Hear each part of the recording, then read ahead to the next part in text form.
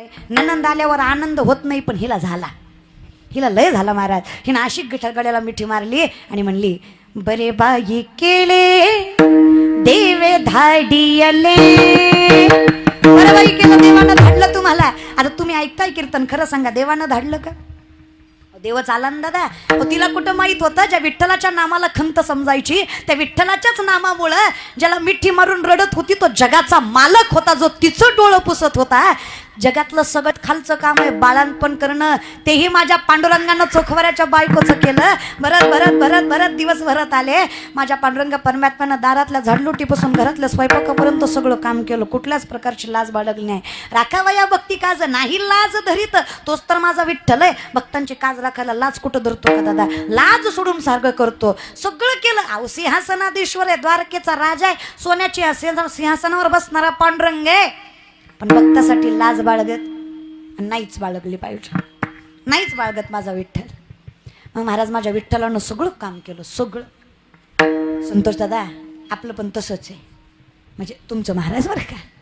माणूस किती मोठा आहे, किती सत्ताधीश आहे, कुठल्या अधिकारावर आहे हे महत्त्वाचं नसतं. देवाच्या ठिकाणी लाज न बाळगणं हे सगळ्यात मोठं सामर्थ्य असतं. जसं तुम्ही काम करताना कुठली लाज बाळगत नाही ना, तसा माझा विठ्ठल कुठलंच काम करायची लाज बाळगत नाही. लय मोठा आहे माझा देवदादा, अखिलकोट ब्रह्मांड चालक आहे. सगळी कामं केली. स्वतःच्या हाताने आंघोळ घालावी, उठणं लावावं, साडी नेसवावी, वेणी घालावी, त्या चोखवरायच्या सोयराबाईची सगळं केलं देवानं माझ्या. भरत भरत भरत 12 दिवस आले. 12व्या दिवशी नामकरण सोहळा. पहिलं बारसं करायचे. 12व्या दिवशी नामकरण सोहळा. कुणाचा? प्रभाकर दादाच्या पोराचा काय, चोखवरायच्या पोराचा काय. नामकरण सोहळा महाराज बरं का, नामकरण सोहळा. अहो नाव ठेवायचं म्हणे, नाव ठेवायचं. पण सोयराबाईच्या डोळ्यात पाणी आलं. सोयराबाई म्हणली, निर्मलाताई मला बी वाटतं लय मोठं बारसं करावं, लय मोठं असं पंचकृषीनं यावं, लेकराला आशीर्वाद द्यावं, जीवन जावं. वाटतं की हो, आई आहे की, वाटायला काय जातंय, वाटतं. पण मला कळतं, जिचा नवरा सोबत नाही, जिच्या हातात काही नाही, जी असताना जातीहीन, जिला लोक मानत नाही, तिच्या लेकराच्या बारशाला कोण येणार आहे? पण वाटतं, मला पण वाटतं माझ्या लेकराला नटवावं, सजवावं, माझ्या लेकराचं गोड देखणं रूप सगळ्या गावानं बघावं, आशीर्वाद द्यावा, माझ्या लेकराला सामर्थ्यानं मोठं व्हायचं, कौतुकानं आशीर्वाद देऊन गावानं जावं, मलाही वाटतं. पण निर्मलाताई तुम्हाला म्हणून सांगते, घरचे आहे तुम्ही, जिथं नवऱ्यानं साथ दिली नाही तिथं जग काय साथ देणार आहे? अहो नवरा आला नाही इथं बाळातपणाला, बारशाला नवरा हजर नाही.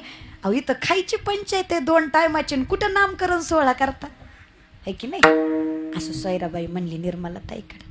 आता निर्मला म्हणजे कोण होती? कोण होती? जगाचा मालक होता ना, विठ्ठल होता ना. अहो लक्ष्मीचा नवरा, त्याला पैशाला काय कमी? पाय लक्ष्मीचे, तो नवरा लक्ष्मीचा आहे, त्याला पैशाला काय कमी आहे? तो म्हणला काय काळजी करू नका वहिनी, पाहिजे तसा नामकरण सोहळा करू. अहो डोळ्याचं टिपण फिटावं, अहो डोळ्याचं पांग फिटावं, असं स्वर्गासारखं सुख सोहळा दारात उभा केला माझ्या परमात्म्यानं. आणि तुमच्या आमच्या लेकराचं नाव ठेवायला माणसं येतील, माझ्या चोखवरायच्या पोराचं नाव ठेवायला साक्षात पांडुरंग आला. आणि माझ्या पांडुरंगानं पोराचं नाव ठेवलं कर्ममेळा. चोखमेळ्याच्या पोराचं नाव काय ठेवलं? तिथं विठ्ठल आला. तुम्हाला काय वाटतं इथं आल्याशिवाय राहिला असेल का?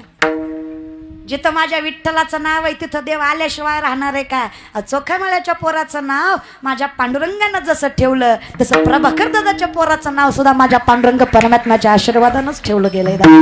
म्हणून तर हा कीर्तन सोहळा आहे. काय नामकरण सोहळा केला दादा. स्वर्ग सुख दारात उतरलं सोयराबाईच्या. पंचकृषीनं पंचपक्वानाचं जेवण केलं. माणसं आली त्याच्यात काय नवल, त्रैलोक्याच्या देवानं हाजरी लावली चोखवरायच्या पोराच्या नामकरण सोहळ्याला. आणि माझ्या चोखवरायच्या पोराचं नाव ठेवून झालं. बघत बघत 27 दिवस उलटले. 27 दिवसानं चोखवरायला आठवलं माझी बायको बाळंतीण होती, जगली असून का मेली असून. किती दिवसानं? आपल्यात आणि संतात फरकच आहे. आपण पंढरपूरला गेलं की ड्रायव्हरला म्हणतो गाडीचं तोंड वळवून ठेवू, म्हणजे दर्शन झाल्या झाल्या निघाय येते. आपण त्यातले रे दादा, आपल्याला देवळदारातले थांबू वाटत नाही, ती संतचं वेगळं असतंय. 27 दिवसानं चोखवराय घराकडे निघाले. देवाला कळलं न सांगता तो मग कळू येते. देवाचं वायफाय हायफाय वायरलेस कनेक्शन आहे, जबरदस्त नेटवर्क दादा. देव लगेच निघाला. ते कोण? देव म्हणले आता निघतो. देव काय म्हणले? वहिनी आता येते.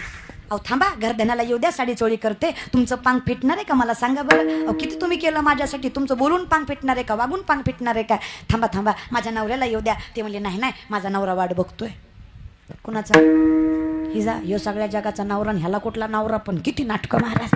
देव म्हणला आता नाही, आता येतो बरं का. देव निघाले. देव पुढे जाईपर्यंत लगेच पांडुरंग परमात्मा पुढे जाईपर्यंत लगेच चोखोबराय आले. तुम्ही फक्त माय मावले मला विचार करून सांगा, असं तुम्ही बाळाती नाही, असं तुमचा नवरा तुम्हाला 9 महिन्याचं सोडून गेला आणि 27 दिवसानं आला, तुम्ही स्वागत कसं करचाल ग माय मावले. हे पंकज माय मावले, स्वागत कसं करचाल ग. असं सहस्त्र दीपे दीप कैसी प्रकाशली प्रभाव, असं म्हणजे आरतीच करचाल ना काकड्याची महाराज. कसं करचाल नाही सांगा ना, कसं करचाल. कसं करताल रे दादा. तिथून म्हणताल तिथंच थांब, पुढे येऊ नको, तुझा माझा संबंध नाही. लिखत काय माझ्या एकटीचं लिकरू होतं का, तुझं कोण लागत नव्हतं का. अरे भरबाळातपणात सोडून गेला. लई बोलली असती, कमी नाही. पण संतांच्या बायका संतांसारख्याच असतात. तेवढं आपलं नशीब नाही एवढी चांगली बायको भेटाय. संतांच्या बायका तक्रार करीत आपल्या तक्रार केल्याशिवाय राहत नाही. पण आपली पण माय बाय गोड असतात दादा. बायकोशिवाय आयुष्य नाही रे दादा. अरे तुम्ही काही म्हणा, तुम्ही काही म्हणचाल, पण शेवटी म्हातारपणी आई म्हणून सांभाळते ती बायकोच असते दादा. मग बायकोची कदर करायला शिकत जा. 2 शब्द प्रेमानं बोलत जा. त्याला काय होतंय. अरे देव सुद्धा बायकोचं ऐकतो. तुमची काय गत आहे. देव सुद्धा ऐकतो. तेच ना मग अशा म्हणलेलं वर्णन माझा राही रखमा. तुम्हाला ती इलेक्शनचा काळ आहे ना, तुम्हाला सवय लागली, घेतल्याशिवाय बोलत नाही तुम्ही. घेतलं की मग असतं तुम आगे बढो हम तुम्हारे साथ यार. इथं बोल, इथं जगाच्या मालक पाठीशी उभा आहे तुझ्या, ते नाही तुला दिसत आहे. भलत्याच्या पाठीशी लागायला काही नाही. लईच अवघड आहे का. पण तुमचं काही बी म्हणा, काही घेणदेण नाही तुम्हाला. तुम्हाला फक्त माझी गाडी, माझी माडी, माझी दाढी, माझी बॉडी, माझ्याच बायकोची गोलगोल साडी, बस. तुझी दाढी जळू दे, माझी बिडी पिटू दे. माणसं आहे का रे आपण. आणि खरंय म्हणा, कुठं आम्ही तरी प्रामाणिकपणा शिकवावा लोकाला. लईच अवघड आहे. पण काही म्हणत तुम्ही. अरे बोलत जा दादा. काय तुमचं मी वाटोळं केलंय. तुमच्या गावाशेजारी नदी आहे का. नदी आहे का. नदी आहे. नदीला पाणी आहे का. आहे का नाही. अरे तेवढं तरी सांगा, आहे का नाही. असलं तर निहून टाका, नसलं तरी निहून टाका. दगडावर आपटून मरते, पण तुमच्या गावात नगला का. यांच्या गावात नाही का नदी, तुमच्या गावात आहे का. मग तुम्ही निहून टाका. कोणतरी लावा हातभार चांगल्या कामाला. ना तर काय बोलणं झाली हो. निस्ती दगडावणी बसले ती, निस्ती नासका कांदा करून बर बर बोलत जा. मला माहित आहे माझ्यापेक्षा तुमचं ज्ञान मोठं आहे, पण आपला लेकराच्या अधिकारानं तरी बोलत जा.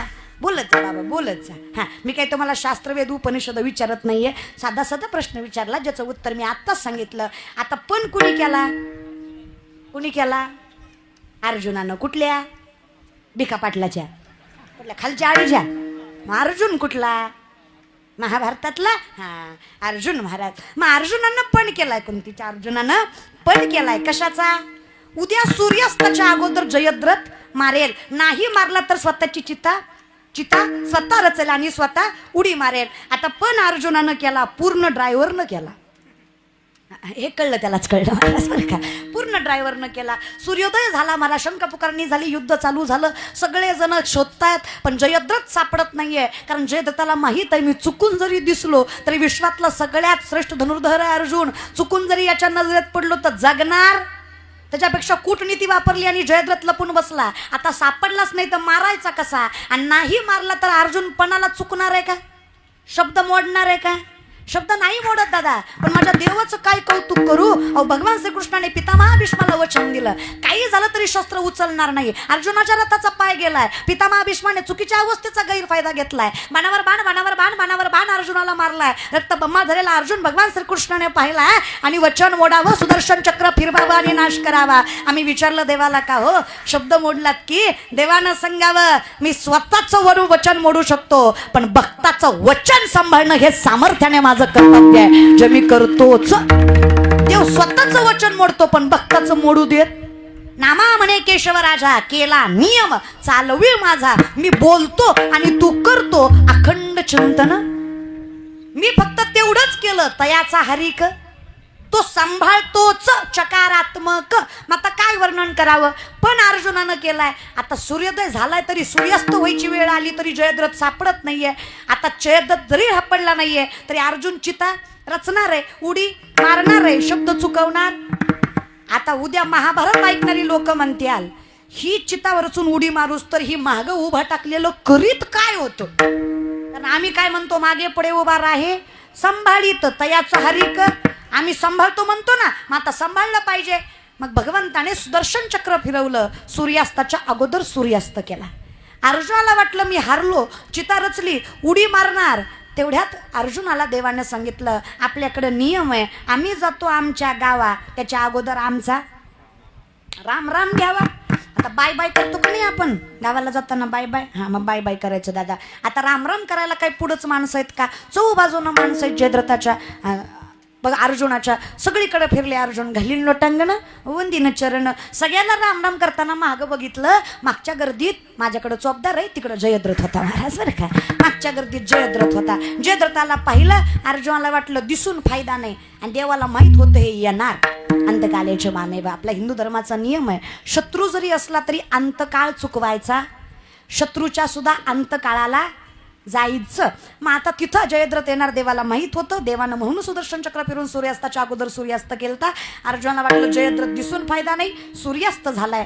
हुशार आहात तुम्ही, कीर्तन ऐकत असाल तर उत्तर द्या, सूर्यास्त झालाय का? झालाय का? नाही. ही देवाची लीला आहे. आता देवानं सुदर्शन चक्र महागारी घेतलं, सूर्यास्ताला वेळ होता. अर्जुनाला कळलं देवाची कला आहे, जाग्यावर बाण मारला, पटकन जयद्रथ मेला. आता तुम्ही पटकन बोला, बाण मारला कुणी? कुणी मारला? अर्जुनानं. कुणाला मारला? जयद्रथाला. मेला कोण? जयद्रथ. पण आता कीर्तन ऐकत असाल तर सांगा, मेला कुणामुळं? मेला कुणामुळं? कुणामुळे मेला? देवामुळे. अगदी तसं आहे. देवा हे दिसत जरी माझं असलं तरी हा करणारा मायबाप तू आहेस. आणि मला सांग, जर तू माझा मायबाप आहेस तर माझा मायबापही तूच आहेस की. माय जगन्नाथ बाप जगन्नाथ अनाथाचा नाथ जनार्दन. सामर्थ्याने वाक्य लक्षात ठेवा. जर विठ्ठल माझी माय आहे तर माझी माय कोण आहे? विठ्ठलच आहे ना. जर माझा बाप विठ्ठल आहे तर माझा बाप कोण आहे? विठ्ठलच आहे ना. मग जर तुझ्यामुळेच माझं सर्वस्व आहे तर मला ज्ञात असावं तू माझे मायबाप आहेस. आणि जिथं तू माझा मायबाप आहेस तिथं मला कळावं की माझा मायबापतही तुझाच अवतार आहे. तू का म्हणे माय बापे अवघी देवाचीच रूपे. मग जर तुझ्यामुळंच सर्वस्व आहे तर मला हे ज्ञात आहे, जे माझं हित ज्याला मी जागा आहे, जे धर्म कर्म श्रेष्ठतेनं मला कळतंय, त्याचं कारण मी नाही, त्याचं कारण तू आहेस. आम्हातया परस्परे एका नामाचीच अंतर आहे. हे तुझ्यामुळेच आहे. तर तुझा अवतार ज्यांनी घेतलाय हे त्याच्यामुळंच आहे. मग मायबाप माझे काय आणि तू काय? माझं वर्णन एकच आहे. संत देव आणि मायबाप याच्यात फरक नाही आहे. आम्हातया परस्परे एका नामाचीच अंतरे, या ज्ञान भक्ती सहज भक्तू एकवटला मज. तोची मीही केवळ तुझं श्रुतही आहे, मला ज्ञात आहे. आपुल्या संसाठी करोनी ठेला, देव पहावया गेलो तेथे देवची होऊनी ठेलो. ज्या कुळात अखंड विठोबाचं चिंतन आहे ते मायबाप विठ्ठलापेक्षा कमी नाही. त्याची श्रीमंती एवढी धनवान आहे, जिथं नामाचा अधिकार आहे, त्याच्या अधिकाराचं आम्ही वर्णन करू शकत नाही. मग अर्थात तू जर माझा मायबाप आहे तर माझ्या मायबापाच्या मुखात तुझं नामचिंतन याचा अधिकार तुझं आणि त्यांचं स्वरूप वेगळं नाही आहे. मग माझं जे हित आहे हे मला कळावं की हे माझ्यामुळं नाही आहे. मग नेमकं कोणामुळं आहे, मी जागा का आहे याचं वर्णन आपुलिया हिता जो असे जागता, आपुलिया हिता जो असे जागता, आपुलिया हिता जो असे जागता, आपुलिया हिता जो असे जागता, आणि आपुलिया हिता जो असे जागता, आपुलिया हिता जो असे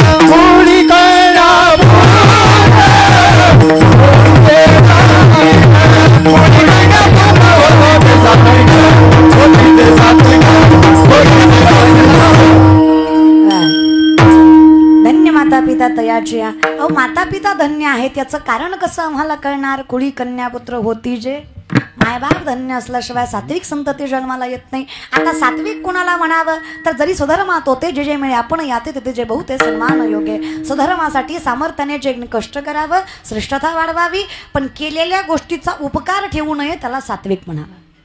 आता संतांनी आपल्यासाठी किती केलं पण उपकार ठेवला का मला सांगा बरं.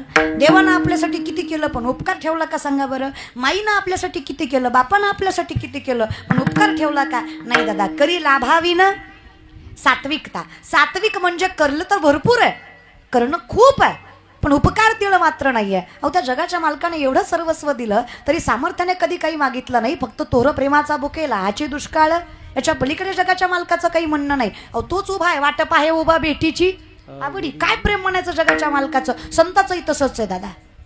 काय कौतुक करू वारकरी परंपरेचं. आज ज्ञानोबा तुकोबा जनाई मुक्ताई ना हे सगळे नसते ना. काही नाही, या लाईटी सारखा जीव आहे, कधी गचकन काही भरोसा नाही. फक्त ह्याचं कनेक्शन लूज आहे, आपलं सगळंच अवघडच आहे महाराज बरं काय. आपल्याला नामचिंतनाचा काही तीळ मात्र लवल. मला नवल या गोष्टीचं वाटतं आजकालची पिढी इतकी विचित्र झाली दादा. अहो किती सामर्थ्यानं यांना कीर्तन भजनं सांगा, किती आवडीनं सांगा, किती प्रेमानं सांगा. मी असं नाही म्हणत असंच करा, अरे पण आवड तर असावी का नाही. पण खरं आहे म्हणा, कचकच कांद्याचं गबाळ ह्याला भजन कसं आवडेल. त्याला पात्रता बी तशी लागती महाराज. ह्यांची अख्खी जिंदगी वाईटात गेली. आणि जिथं नजर पवित्र नाहीये, मन निर्मळ नाही, तिथं किती परमार्थ करा. द्वैताची झाडणी गुरुविन ज्ञान तया कैची कीर्तन घडेल ना मी. अशी अवस्था आहे. कुठं कीर्तन ऐकून तरी लय मजा येणार आहे दादा. आमची अवस्था म्हणजे आम्ही आतूनच असे दृढ विश्वासाने आहोत की हे सगळं आमच्यामुळे आहे. त्यामुळे आमचा अहंकार आम्हाला देवाजवळ जाऊ देत नाही. आता सात्विक कुणाला म्हणावं जिथं कधीच म्हणलं जात नाही हे माझं आहे. अहम ही भावना सोडून दिली आहे. योगी तोही करीती परी कर्मे त्यानं बंदित जी सांडिली आहे संगती अहम भावाची. जे सांडिली आहे संगती अहम भावाची. अहम ही भावनाच नाहीये, फक्त माहीत आहे त्याच्यामुळं आहे ते सात्विकता. ते सगळं त्याच्यामुळे हे ज्ञात आहे. माझा काही संबंधच नाहीये. हे सगळंच तुझ्या सत्तेने वेदाशी बोलणे, सूर्याने तुझ्या सत्य आहे, ऐसा तू समर्थ ब्रह्मांडाचा तुझ्यामुळंच आहे. विश्वोत्पत्ती आधी हे तवे हे जिथं कळतंय ते सात्विकता आहे. जिथं देणं खूप आहे पण उपकार नाही आहे. आमच्याकडे कर्म कमी बोभाटा जास्त आहे. देणं कमी सांगणं जास्त आहे, करणं कमी सांगणं जास्त आहे. अख्ख्या कोरोनात किलोभर तांदूळ दिला पण फेसबुक जाम केला. अरे तू दिला कशाला. कोटीचा बंगला बांधला, बंगल्यावर नाव टाकलं मातृपितृ छाया. घरात गेल्यावर कळलं मातृवाट्यावर पितृवाट्यावर आणि छाया खाटावर. अरे आग लागू तुझ्या बंगल्याला, तू लिहितो कशाला. करतो कमी बोंबलतो जास्त. माझं वर्तव्य नाहीये. माझी मुक्ताई म्हणते मुंगी उडाली आकाशीन तिने गिळिले सूर्याशीन. काय लोकांचं वागणं दादा. माझ्या नामदेव राय म्हणतात बघा, लटके झाले कटके तिथे काढक्या एवढे राळे, लटके झाले कटके तिथे काढक्या एवढे राळे, उडत चिमणी सरत चाली तिचे वाटी एवढे डोळे, लटके झाले कटके तिथे काढक्या एवढे राळे, लटके झाले कटके तिथे काढक्या एवढे राळे. आता याचं वर्णन हे नामदेवरांचं कोटाभंग. लटके म्हणजे खोटे, कटके म्हणजे कुटाने. काय झालं अहो, काय झालं, काय सांगायचं महाराज. मुंगी उडत होती अहो, चिमणी उडत होती आणि उडता उडता चरत होती. बरं मग अजून काय अहो, काय सांगायचं. त्या चिमणीचं डोळं वाटी इतकं होतं. असतील का नाही. असतात दादा, असतात. एखादा महाराज एखादा श्रीमंताच्या घरी जावा, त्याच्या सोप्यावर बसावा की महाराजाचं काही ऐकतच नाही, त्याचंच सांगतो. ते आपला एकही शब्द ऐकत नाही. ते फक्त आपल्यालाच म्हणतो मी याचा आमदार, त्याचा चेअरमन, त्याचा ऑफिसर. आपल्याशिवाय गावचं पान हालत नाही ना. आपलं साहेबाचं लय जमतं, ताटला ताट लावून बसतो आपण साहेबाच्या. आणि आपली बायको लय मोठ्याची. हान मग आम्हाला हाणतो का खायला का. अरे तो आहे मोठा, आम्ही मान्यच केलंय की. आम्ही दासच आहे रे, आम्ही चाकरच आहे, आम्ही गुलामच आहे. आम्ही मान्य केलंय ना. आम्ही कोण आहे. तेरी मर्जी का मैं हो गुलाम ओ मेरे अलबेले राम, मर्जी का मैं हो गुलाम मेरे अलबेले राम, मर्जी को मैं हो गुलाम मेरे अलबेले राम, मेरी मर्जी का मैं हो गुलाम ओ मेरे अलबेले राम, मर्जी का मैं हो गुलाम मेरे अलबेले राम, मर्जी को मैं हो गुलाम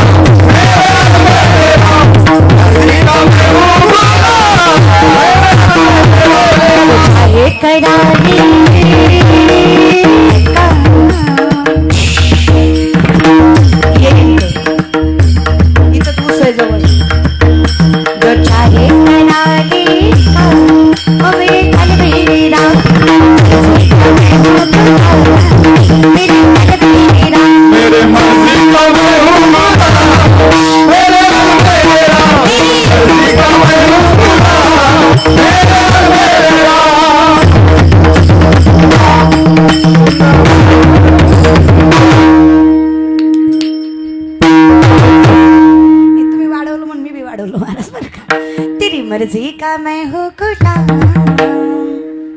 ओ मेरे अलबेली राम तुझ्या हातातच आहे मेरा आपकी कृपा से सब काम हो रहा करते हो तुम कन्हैया मेरा नाम हो रहा है मेरा आपकी कृपा से सब काम हो रहा है विचारलं कोणीतरी काहीच नव्हतं तुमच्याकडे आज वैभव आहे बंगला आहे गाड्या आहे माणसं मानतात तुम्हाला उत्तर आहे त्याचं पतवार के बिना ही मेरी नाव चल रही है हैरान है जमाना मंजिल भी मिल रही है कहता नहीं हो कुछ भी